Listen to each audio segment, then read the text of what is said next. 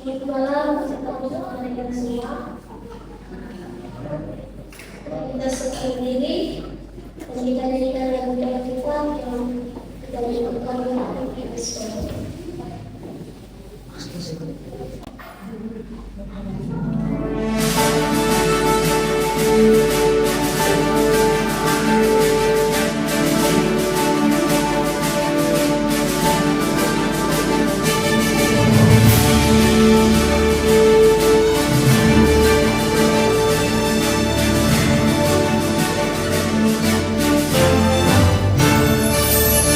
We are the light shining so bright, bringing hope with love we unite.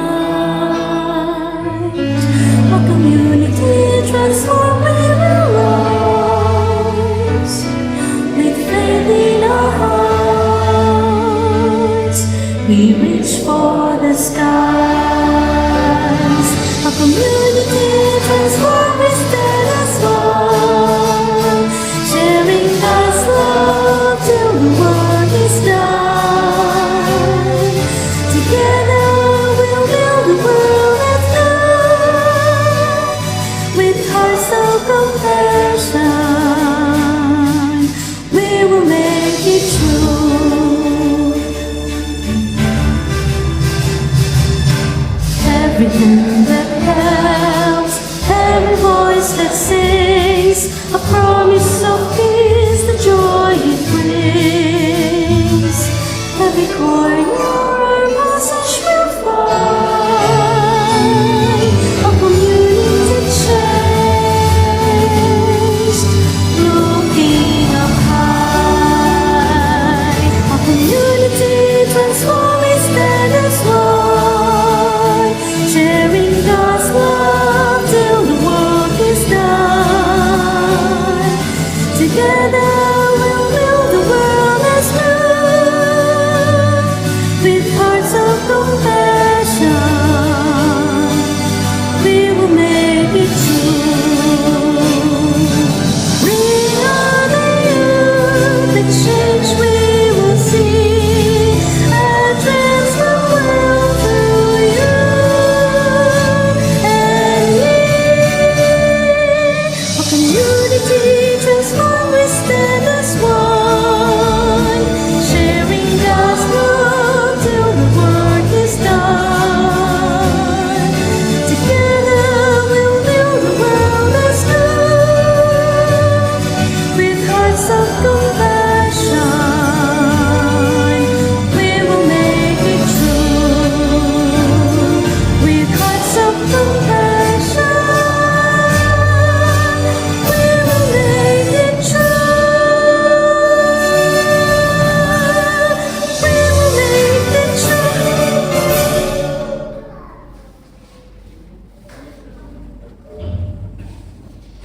Dan saat ini kita minta Konfederis untuk menerangkan doa.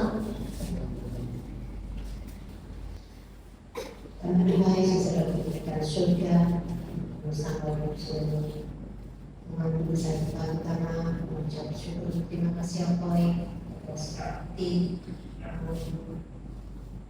dapat bergabung minggu bersamamu mengenai minggu kedua kita karena bersyukur terima sebagai sedang dahai agar mereka berkesal anak undang oleh Yesus dan mereka untuk terus berserta dan melakukan untuk menjadi jalan yang lancar sesuai dengan sehari-hari. Aku bisa berjalan sampai segera saya mungkin kiranya Allah kamu berikannya mana kebijaksanaan saudara dalam perjalanan yang kesampaian itu ya akan mendapat dengar yang baik ya sesuai dengan perjalanan. Terima kasih yang sudah mendengar doa ini. Semoga kita Yesus kita berdoa. Amin. Ini kita berdoa kesehatan yang akan disampaikan oleh Chief Maintenance.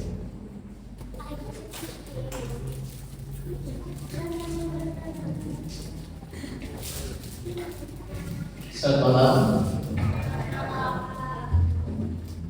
Untuk suatu kesehatan yang ingin saya bawakan di sini yang laksan, yaitu matahari.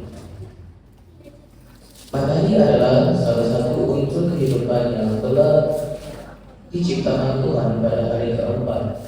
Matahari pada awal pagi, yaitu pada jam 6 ke 9 pagi, mempunyai kandungan vitamin D yang tinggi.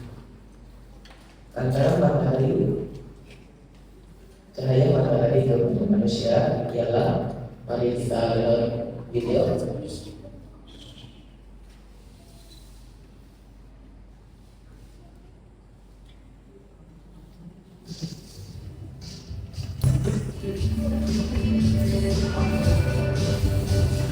Manfaat matahari pagi bagi kesehatan. Manfaat matahari pagi bagi kesehatan tubuh adalah hal yang telah saya mempertimbangkan. Sinar matahari pada waktu pagi tidak hanya membuat adanya suasana di pagi hari, juga sangat penting untuk kesehatan. Sinar matahari ini adalah salah satu sumber kehidupan bagi planet kita. Banyak sekali pada matahari, terutama tubuh kita yang berbasis matahari. Oleh karena itu banyak kali kesehatan menyarankan membuat rumah yang bisa mendapatkan manfaat matahari pagi. Berikut adalah manfaat matahari pagi bagi kesehatan. Yang pertama, mengurangi gula darah. Manfaat matahari yang pertama adalah dapat mengurangi gula darah dalam darah. Sinar matahari dan insulin alami yang memberikan kemudahan menyarankan glukosa masuk ke dalam sel-sel tubuh. Hal ini yang merangsang tubuh untuk mengubah gula darah menjadi glikogen yang kemudian disimpan dan tidak kotor. Proses inilah sebagai klinis terhadap gula darah. Dua, sinar matahari mengandung vitamin D. Manfaat sinar matahari berikutnya bisa mendapatkan vitamin D secara cuma-cuma dan sebenarnya yang diinginkan. Pada waktu sinar ultraviolet bisa di kulit, sinar tersebut berupa singkatan kolesterol di kulit menjadi vitamin D. Menjadi pemaparan sinar matahari selama 5 menit saja sama artinya dengan memberikan pada konsumsi vitamin D pada tubuh Anda. 3. Matahari membantu memperbaiki tulang. Manfaat matahari bagi manusia selanjutnya dapat menyiapkan tulang. Meningkatnya vitamin D dalam tubuh atau pada sinar matahari dapat meningkatkan penyerapan kalsium di dalam tubuh Anda. Kondisi ini adalah solusi dalam pembentukan dan perbaikan tulang menghasilkan penyakit seperti radiasi dan osteoporosis. 4. Matahari meredam kolesterol darah. Manfaat matahari pagi berikutnya dapat mengontrol kolesterol dalam darah. Ini merupakan melanjutkan proses di atas. Setelah kolesterol dibawa menjadi vitamin D, maka tubuh kemudian memberikan sinyal kepada kolesterol yang ada dalam darah untuk keluar dari dalam darah menuju ke kulit. Dari kondisi inilah adalah kolesterol dalam darah dapat dikontrol dengan baik. 5. Matahari meningkatkan kebugaran pernapasan. Meningkatkan kapasitas darah untuk membawa oksigen dan menyalurkannya ke jaringan adalah salah satu manfaat matahari. Selain itu, manfaat sinar matahari bagi tubuh juga meningkatkan kebugaran pernapasan karena jumlah glikogen akan bertambah setelah berjatuh di bawah sinar matahari. 6. Kekebalan tubuh. Saat kulit terkena sinar matahari pagi, terjadi penambahan zat darah putih terutama limfosit yang digunakan untuk menyerang penyakit. Secara tidak langsung antibodi pun akan ikut meningkat. Kondisi ini akan bertambah hingga 3 minggu. Menurut penelitian, cara melaporkan manfaat matahari pagi menurut salah satu peneliti dua matahari. Salah satu ini 2 kali dalam seminggu dapat mempunyai risiko hingga 30-40%. 7. Tidur lebih kenyang. Ini karena produksi hormon melatonin. Melatonin adalah hormon yang membantu tidur nyenyak di malam hari. Sementara itu produksi hormon melatonin tergantung pada pemanasan matahari pagi. Jadi tergantung pada berapa banyak sinar matahari bagi masuk dalam tubuh Anda.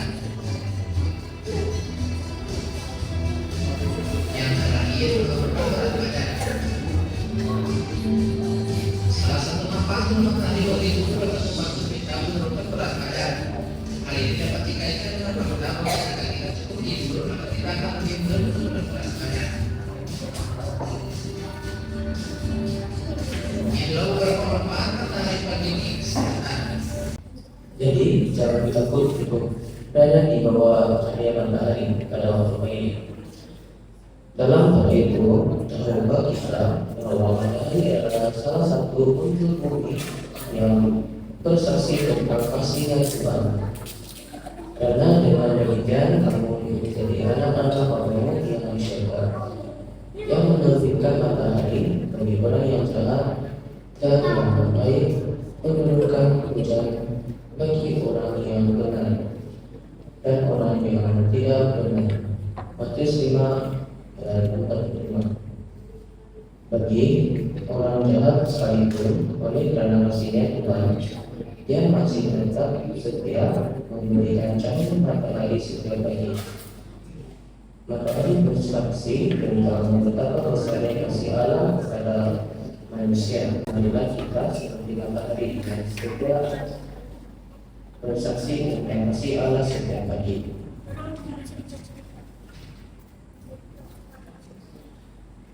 Ia terbit dan terbenam di barat. Hari demi hari berlalu di zaman mereka. Matahari tetap setia menjadi saksi bagi Allah yang fasih. Semua orang yang berdiri di pihak Allah yang benar harus mengikut Yesus Kristus.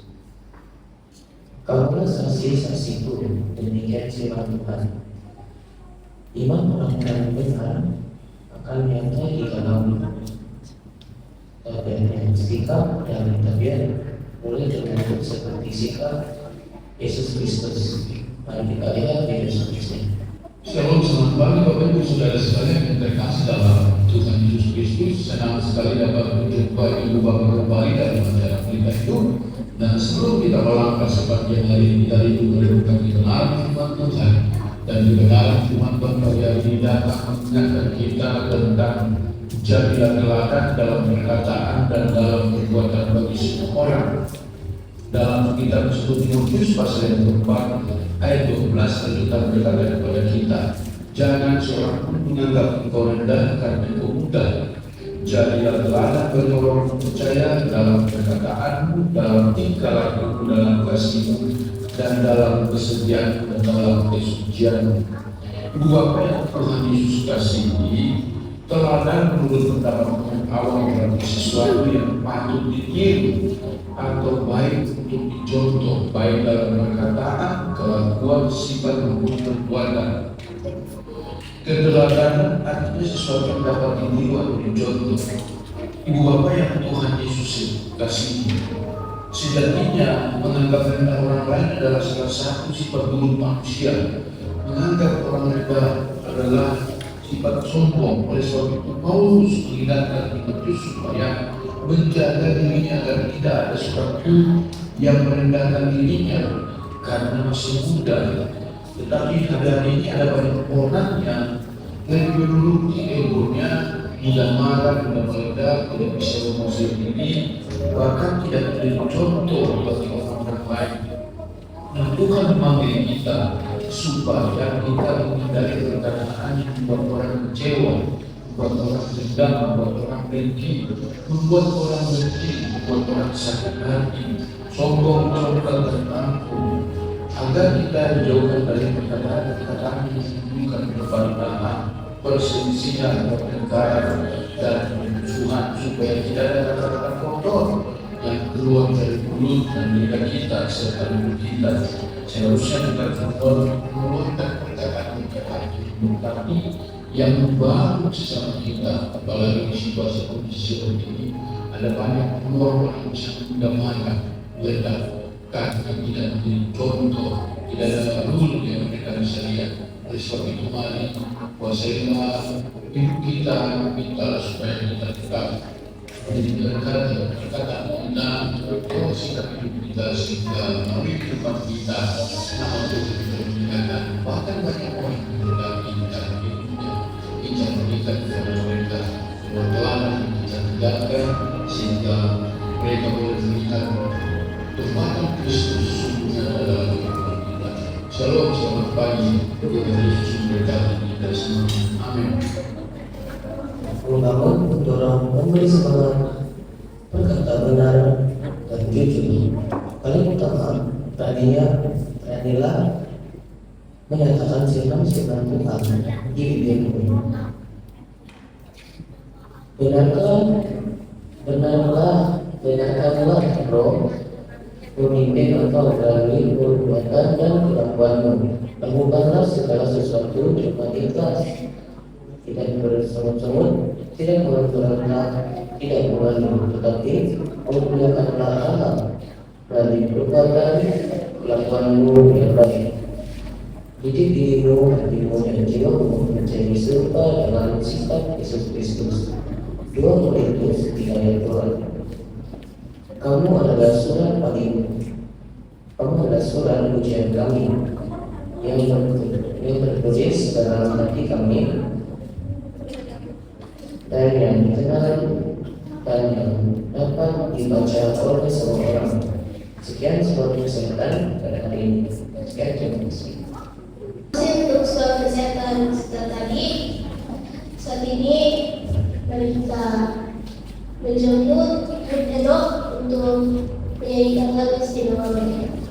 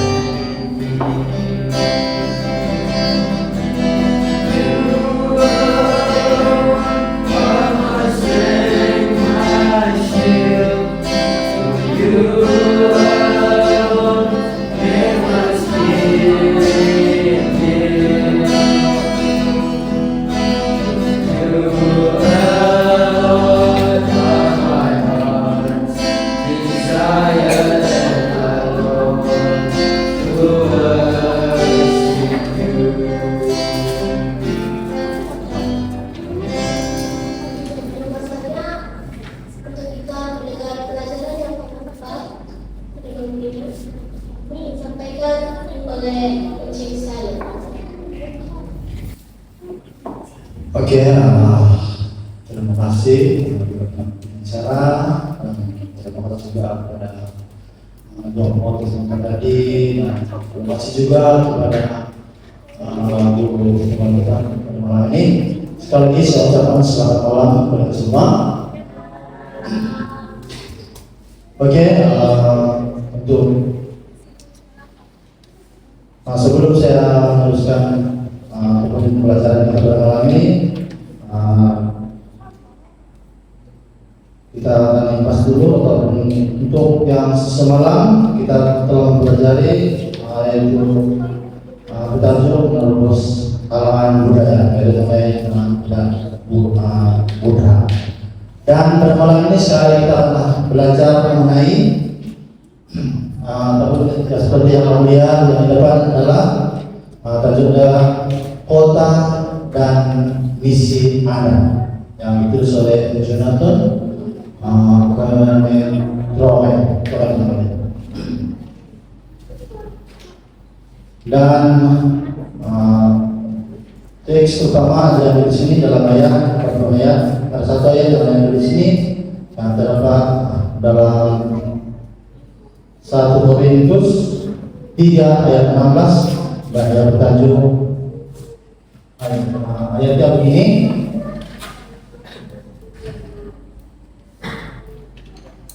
Tidakkah tahukah kamu bahwa kamu adalah bait Allah dan bahwa Roh Allah diam dan di dalam kamu. Oke, itu dalam bahasa Indonesia dan dalam bahasa Melayu. Kita akan di sini. Apakah kamu tidak tahu bahwa kamu adalah bait Allah dan bahwa Roh Allah diam di dalam kamu? Dan ayat ini adalah seringkali kita dengar banyak, yaitu mengenai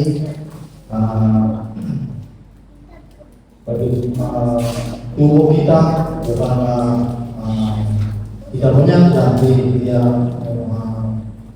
itu Tuhan yang. Oke, dan seterusnya sebelum kita lagi meluruskan pelajaran ini, di sini ada satu cerita dan ini diceritakan oleh seorang misioner. Oke, dan ceritanya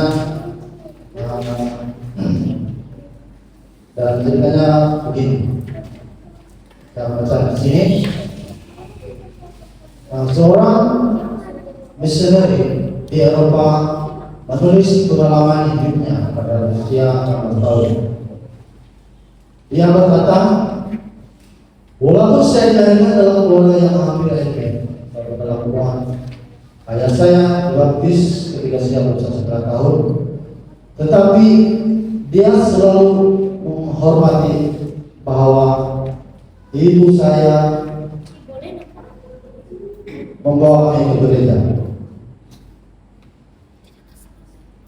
Saya mempunyai remaja yang agak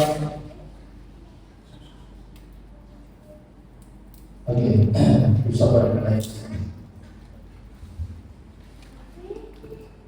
Saya mengalami masa remaja yang tidak terarah, keinginan untuk mengeksplorasi hal-hal baru dan sifat memberontak yang melekat dalam diri anak muda membuat saya sedikit menjauh dari Tuhan dan gereja.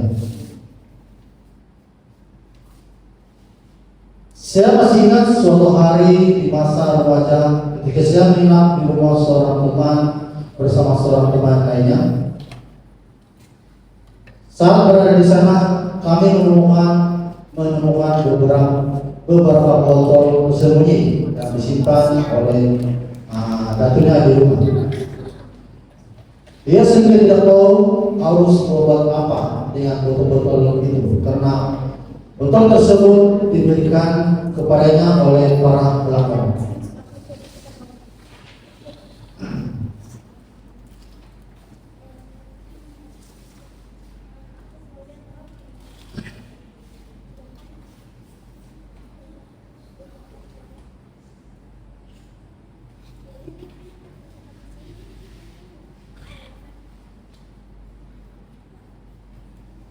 Mungkin kami tidak menggunakan mereka dengan cara yang baik dalam di sini.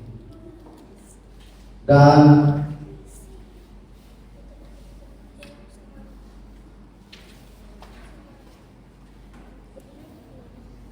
kami kehilangan kendali dan tanpa perlu masuk ke dalam detail, saya akhirnya menghabiskan malam di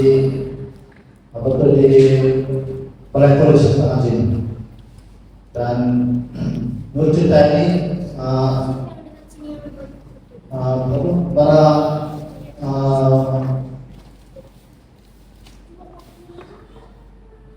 yang kita diceritakan di sini adalah drum tulang ataupun meminum minuman yang disebut oleh Datuk mereka pada masa itu.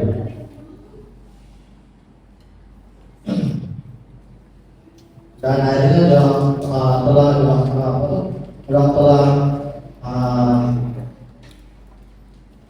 tertangkap dan dibawa ke Balai Polis.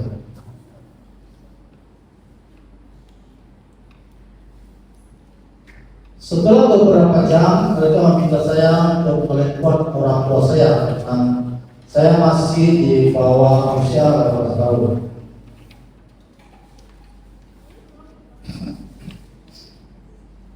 Yang paling menakutkan bagi saya bukanlah polis, tetapi bagaimana reaksi orang tua saya. Ibu saya bukan orang yang terlalu keras, tapi dia adalah wanita pada agamanya. Lahir di Spanyol pada tahun 1949. Ketika segala sesuatu hanya dijelaskan sekali. Jika kamu tidak mengerti itu adalah masalahmu, dan saya sangat takut untuk melawan panggilan itu. Dan cerita ini yang menceritakan ini dia takut untuk melawan panggilan pada sini. Dalam panggilan tersebut terasa jelas ada rasa hina dan malu di suatu sisi telepon serta keterkejutan dan ketidakpercayaan di sisi lainnya.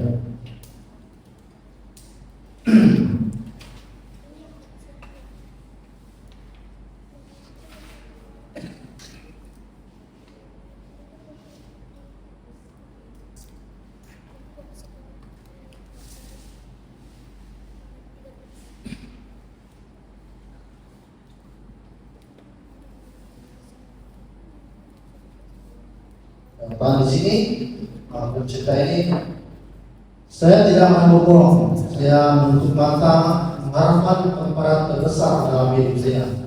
Saya menegak tubuh saya dan menahan nafas bersedia menerima bawah. Dan kita juga menceritakan bagaimana perasaan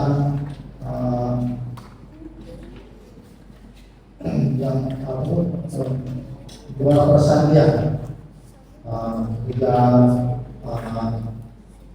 dia melihat ibu bapaknya dan ada bersedia menerima apapun teguran pada sini.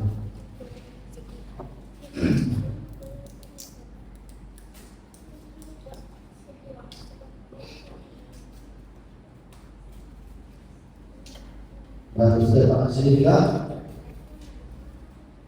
kisahnya membuat saya merenung beberapa perkara. Apakah perspektif kita tentang Tuhan, apa gambaran Tuhan yang dimiliki oleh orang sekuler di bandar. Ada hal bijak mesti menjadi Tuhan yang membuat kasihnya ialah sangat dalam besar. Adakah kita menerima mereka yang membuat pemilihan? Adakah hanya mereka yang seiman kita yang berhak menerima Tuhan? Oke, mari bersama, mari bersama-sama belajar melalui kita, di mana kita akan memiliki tujuan gereja untuk orang. Oke, dan cerita itu sampai di sini saja. seterusnya kita akan masuk pada inti pelajaran seterusnya.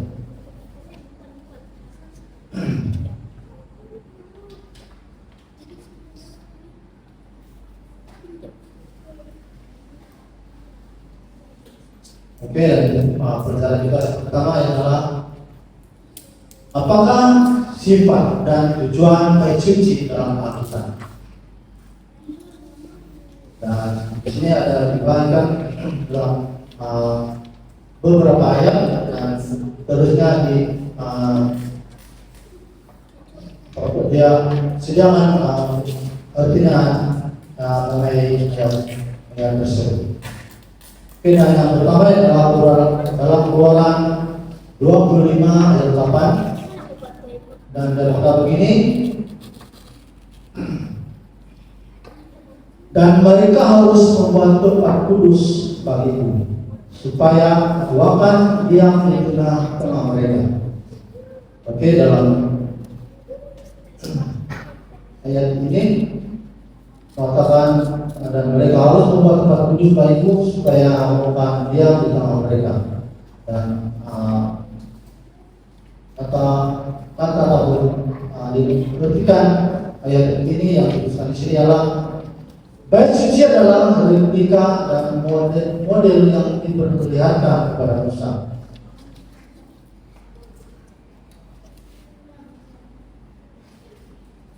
Fungsinya secara pedagoges, apa disebutnya ini, dikatakan maksudnya adalah satu ilmu yang luas dan mendalam dalam diri.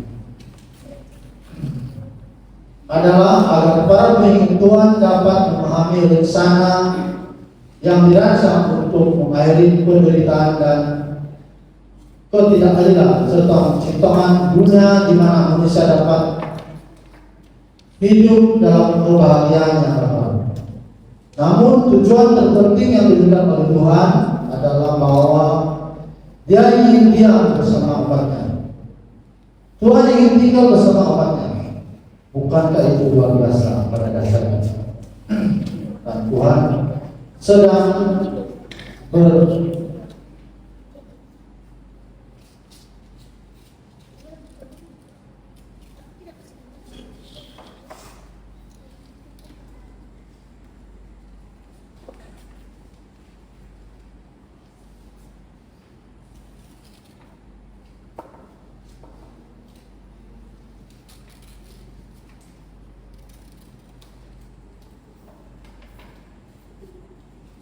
Tuhan berpindah ke jinanan dalam sini. Katakan lagi Sakinah atau dalam golongan hadirat Tuhan tinggal dalam kemah suci. Dan itu yang diberikan di sini. Tuhan adalah bahwa Dia ingin berdiam di tengah-tengah mereka. Dan Tuhan ingin tinggal bersama umatnya. Yang memasukkan dengan ayat yang pertama. Dan ayat seterusnya yang dalam Matius 1 ayat 3 katakan sini,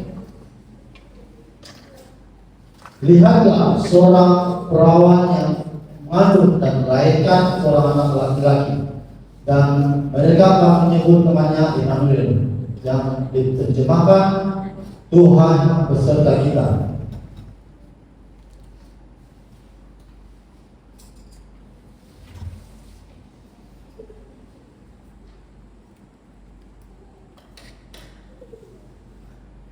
Dan ini adalah salah satu ayat yang paling sering digunakan selama ataupun selalu digunakan apabila musim hari Natal atau Krismas.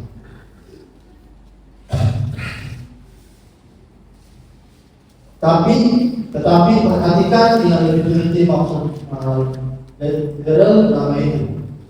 Tuhan bersama kita. Kelahiran Yesus, kedatangan Firman. Tuhan menjadi manusia menerima gelaran yang sejajar dengan tujuan perjanjian lama. Tuhan mau bersama kita. Dalam Yohanes 1 ayat 14. Dan itu adalah yang ditunjukkan dalam Matius 1 ayat 23.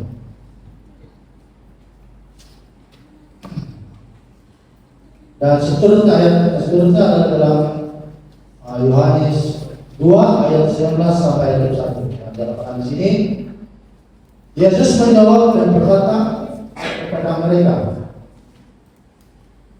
"Runtuhkanlah kepala ini dan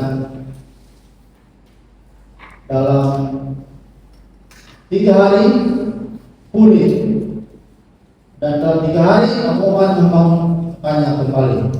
Maka kata orang-orang Yahudi kepadanya, 46 tahun lamanya orang membangunkan Allah ini, dan engkau akan membangunkannya dalam 3 hari. Tetapi yang memasukkannya dengan bait Allah ialah tubuhnya sendiri.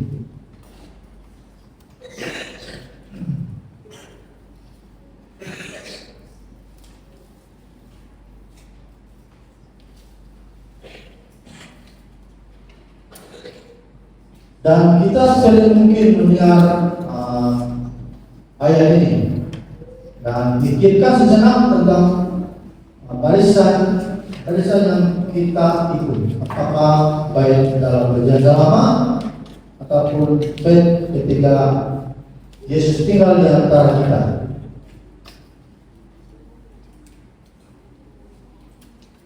Adakah menambah bangunan yang dapat memuatkan kehadiran Tuhan lebih baik daripada Yesus dari Nazaret? Okay.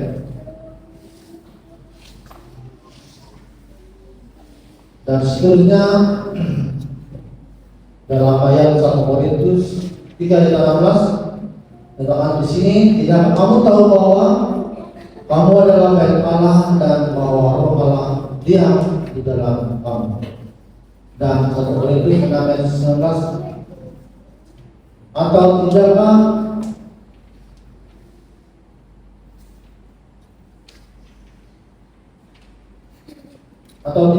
kamu tahu bahwa tubuhmu adalah bait Roh Kudus yang ada di dalam kamu, yang kamu terima dari Allah, dan kamu bukan milikmu sendiri."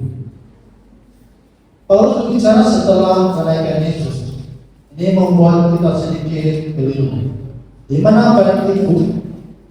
Di mana hadirat Tuhan tinggal? Ia tidak lagi masuk akal untuk kembali kepada sistem perjanjian lama. Yesus tidak lagi boleh menjadi baik karena yang kini berada di surga. Ya, hari ini baik itu adalah kamu, yang segala kekurangan dan kelebihanmu dan kelemahan dan kekuatanmu, Tuhan ingin tinggal di dalam hatimu, dan begitu seluruh hidup kita mesti layak untuk itu. Oke, itu yang dimaksudkan mengenai ayat tersebut.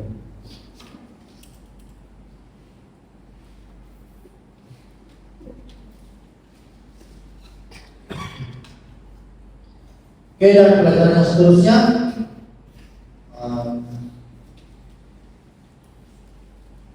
kita lihat di sini. Pelajaran terusnya ialah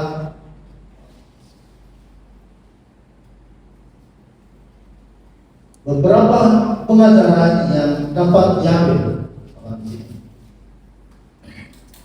mengenai ayat-ayat yang saya sebutkan tadi itu. Yang pertama ialah Tuhan selalu mengambil inisiatif. Dan yang kedua, Tuhan sentiasa mendekati kemanusiaan.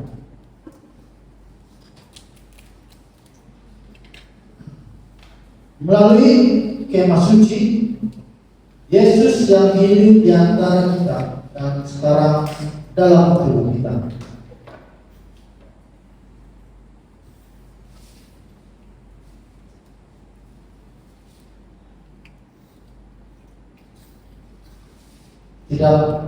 Tiada tempat yang lebih dekat di mana Tuhan dapat datang untuk berada di sisi kita.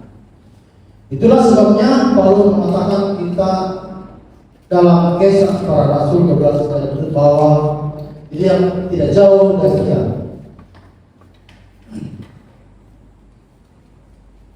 Dan yang ketiga, baik tidak dapat menampung Tuhan.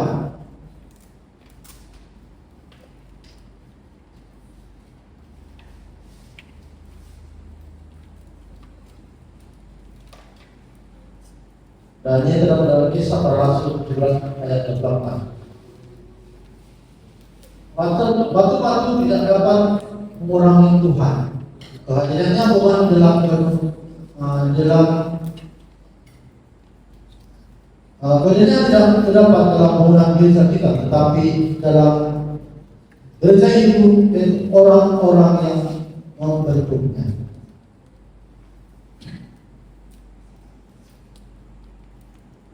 Tuhan sentiasa dinamik, sentiasa mencari untuk menyelamatkan domba yang hilang, uang yang hilang, dan anak yang hilang.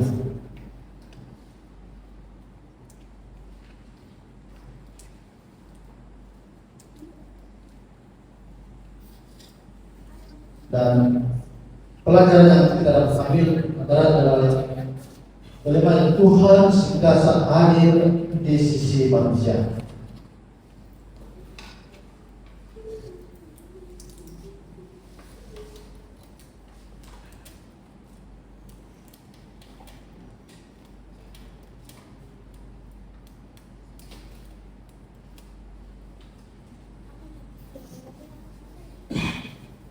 Dan untuk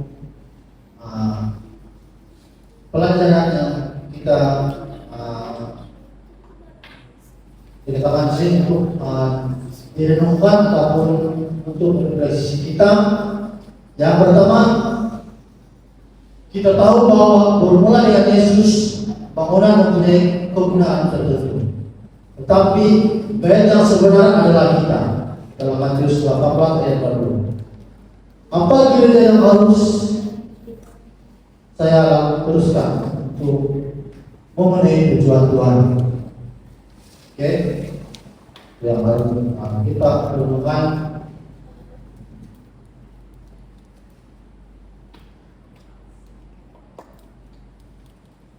Apakah gereja yang harus kita untuk memenuhi tujuan Tuhan? Dan yang kedua, bagaimana saya boleh menerima orang-orang di kota hari ini di universiti dengan cara yang sama seperti Tuhan menerima saya? Oke.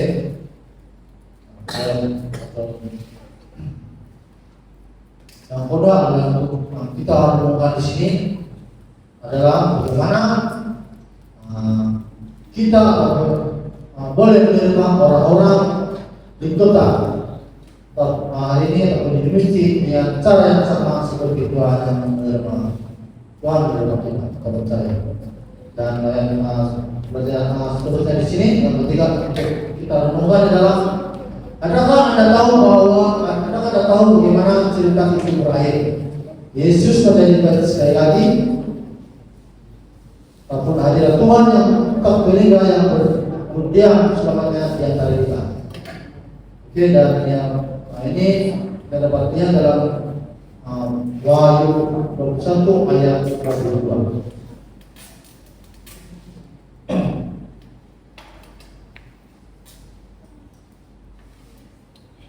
Dan pelajaran yang seterusnya yang kita akan dengar dan pada di sini adalah apakah sifat dan tujuan gereja dalam Alkitab?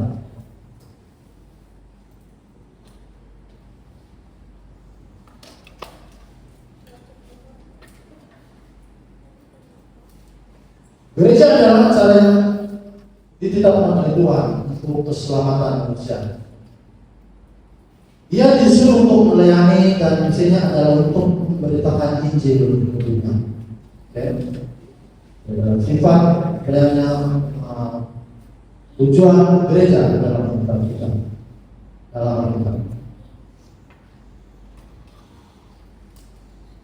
Apakah inflasi ataupun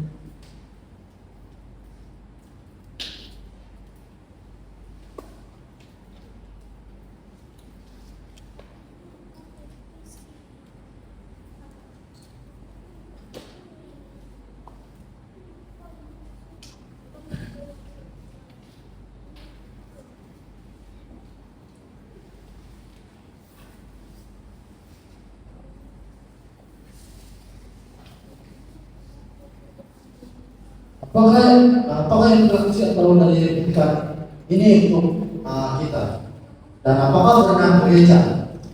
Istilah Yunani untuk gereja umumnya mengimplikasikan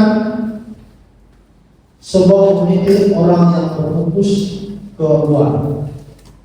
Seringkali apabila kita gereja, kita melakukannya dengan cara yang kapitral. Kadang-kadang kita berpikir tentang gereja tempatan, bangunan, organisasi dan sebagainya. Dan orang sekular melihat semua image ini tentang gereja, tapi dari sudut pandang negatif mereka melihat hierarki atau penindasan, penyalahgunaan kuasa, ketidakadilan dan kekejaman. Ada juga yang berpikir kita tidak memerlukan agama atau gereja karena kita boleh hidup secara individu.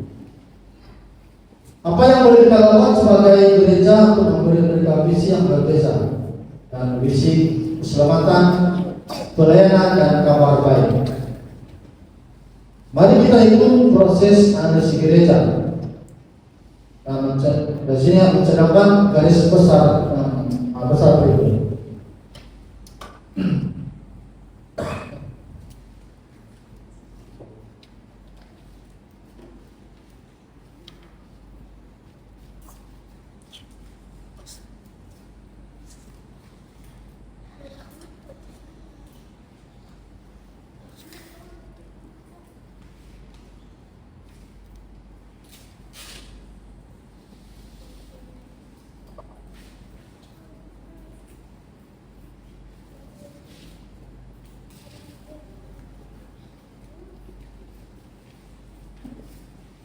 Oke, dan sebetulnya apa itu gereja dan bagaimana gereja, mengapa gereja, tujuan,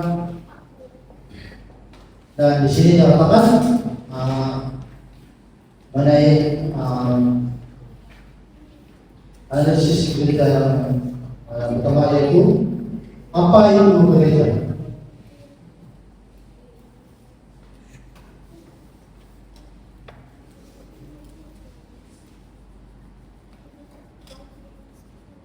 Walaupun kita baru saja membicarakan perkara ini, jika kita ada yang bertanya kepada setiap anggota gereja kita apa itu gereja, Anda akan terkejut dengan beberapa banyak jawaban yang biasa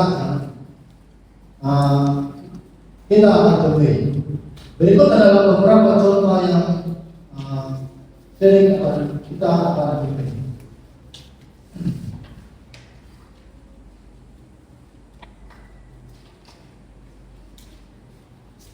Oke, yang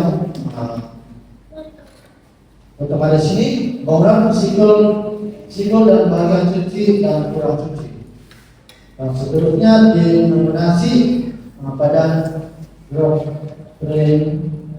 doktrinal institusi yang kurang sebagai organisasi persatuan dunia, bagian dan lain-lain. Individu dan setiap orang mengembangkan cara mereka sendiri dalam berhubungan dengan Tuhan. Oke, dan itu analisis yang pertama itu apa itu gereja. Dan banyak contoh, dan ini adalah contoh-contoh.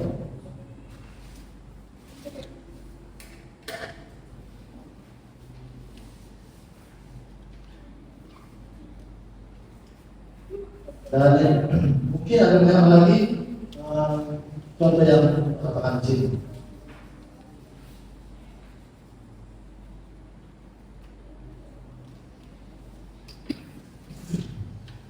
Di Eropa contohnya berpikir tentang gereja sebagai sebuah bangunan, menghadirkan beberapa masalah. Ribuan bangunan gereja sedang ditinggalkan, dijual, dan digunakan sekolah untuk tujuan lain atau bahkan dihancurkan. Jika kita berpikir tentang bangunan, terdapat gereja yang lebih sedikit pada dibanding sebelumnya. Dalam sebuah bangunan orang mungkin berubah, tapi gereja tetap sama. Bukan dari beli.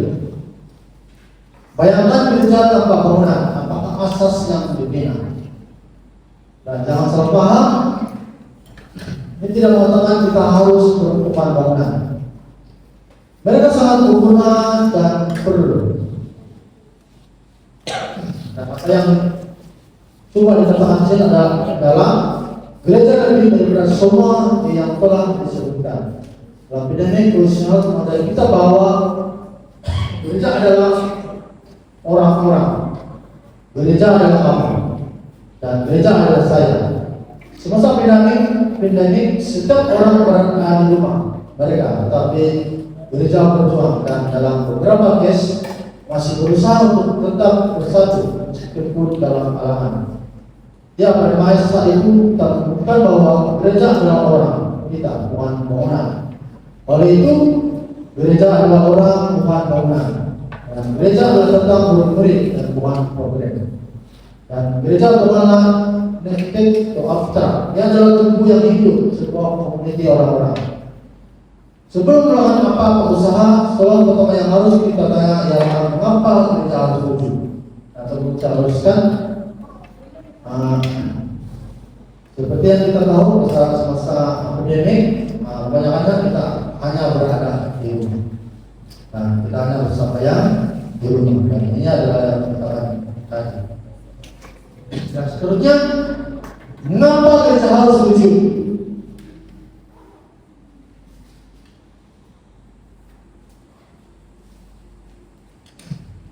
Dan katakan di sini, dan apakah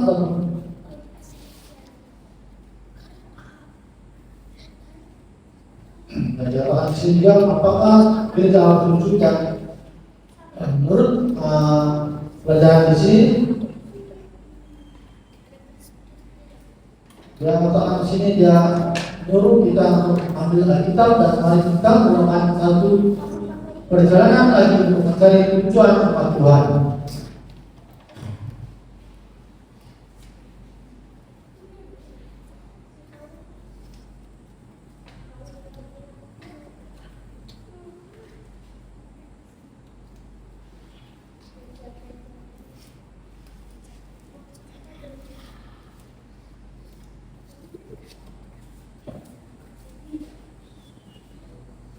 Dan dikatakan di sini kepentingan yang sudah diciptakan dalam gambarnya.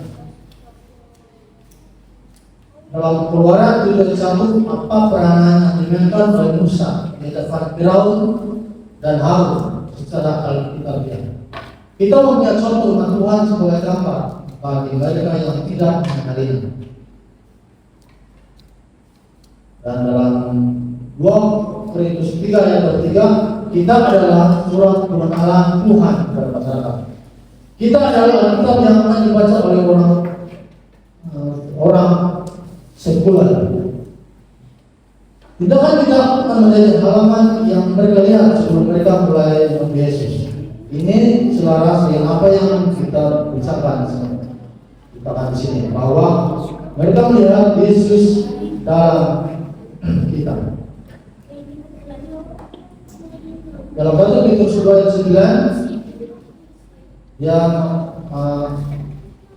bahkan sini Anda sangat biasa dengan teks ini dan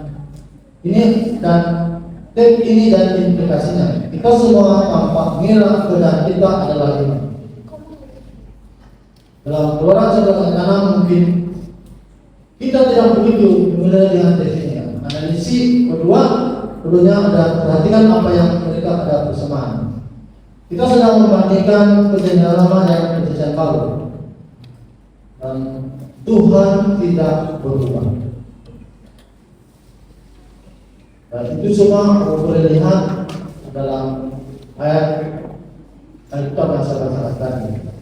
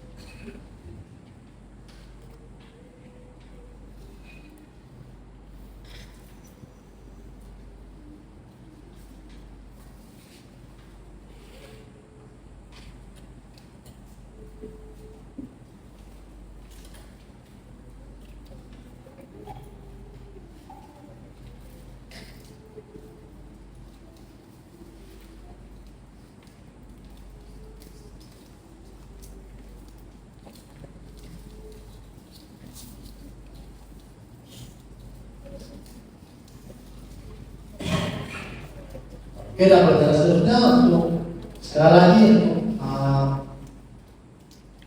refleksi kita.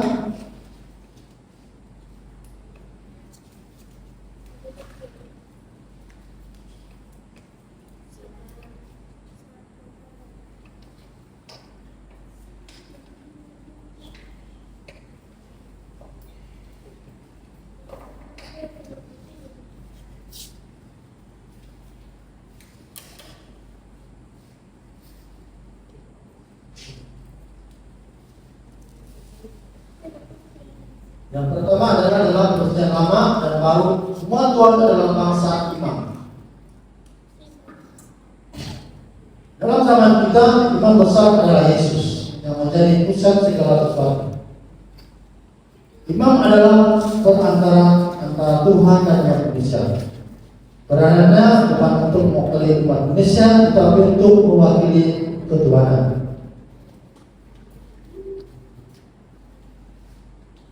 Dan yang kedua, umat adalah gambaran dari Tuhan. Kita adalah contoh bagaimana menjadi manusia yang diberikan untuk gambar Tuhan. Dan yang ketiga, kita adalah tubuh yang bersatu dan hidup. Dalam 1 Korintus ayat 12. Mari kita kembali kepada ketika ini. Gereja adalah cara yang ditentukan oleh Tuhan untuk keselamatan manusia. Ia disusun untuk melayani dan misinya adalah untuk memberitakan Injil ke dunia. Dan yang keempat, jadi gereja itu adalah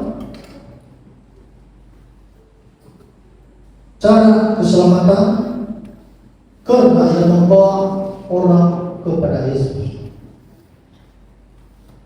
Dan berikutnya tujuan pelayanan, dan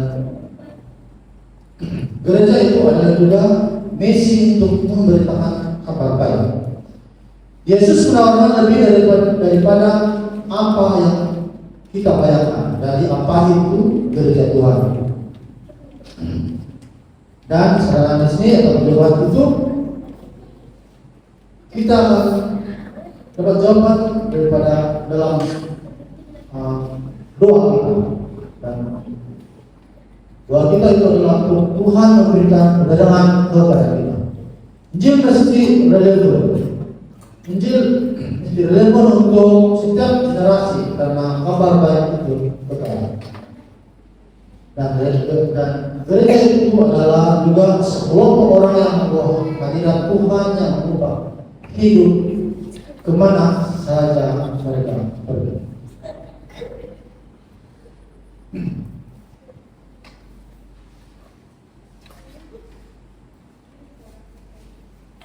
Dan pelajaran di sini juga di sini ada juga cerita yang telah saya pesan tadi itu sebenarnya ada kisah keluarnya Pini yang di sini. Ada cerita yang semuanya saya ceritakan pada keluarga tadi. Dan dalam tangan sini cerita ini mengenai tentang ibu ataupun ibu pada misioneri itu. Ceritakan yang pertama. Ketika dia mendapat saya harapan yang terburuk, namun apa yang saya rasakan adalah pelukan. Dan pelukan dari wanita yang tingginya 4 kaki 11 inci, yang melihat saya dilahirkan dan yang mudah dia menjatuhkan saya. Pelukan yang kuat dan lemah disertai dengan air mata dan penderitaan. Tetapi yang paling penting dengan cinta yang tak terhingga ataupun teman yang saya sayangi, saya dapat beritahu kita bahwa saya merasakan perubahan ibu saya. Tetapi dalam keadaan saya jauh dari Tuhan yang begitu mengasihi saya merasakannya sebagai perubahan Tuhan. Dalam perubahan itu, saya juga merasakan Tuhan berkata semuanya akan baik saja. Dan kamu telah tertunggu. Dan itulah pada cerita itu bagaimana itu mengatakan begitu ataupun dia merasakan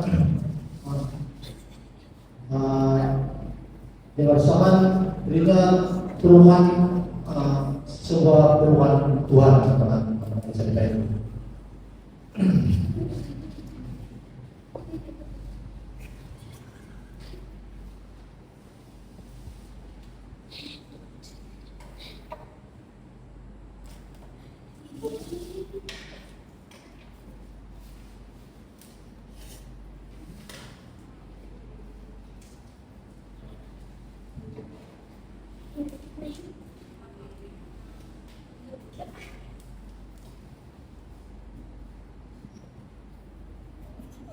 Oke, dan sebenarnya pelajaran itu sampai di saja dan saya lagi adalah pelajaran yang mengenai bagaimana satu gereja itu sebenarnya, dan kita sini juga adalah mengenai dengan tubuh kita, dan gereja di sini adalah tempat untuk orang manusia.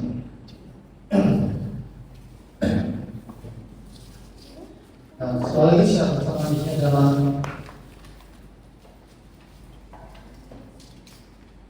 kita perlu harus ingat, dan gereja itu adalah apa, dan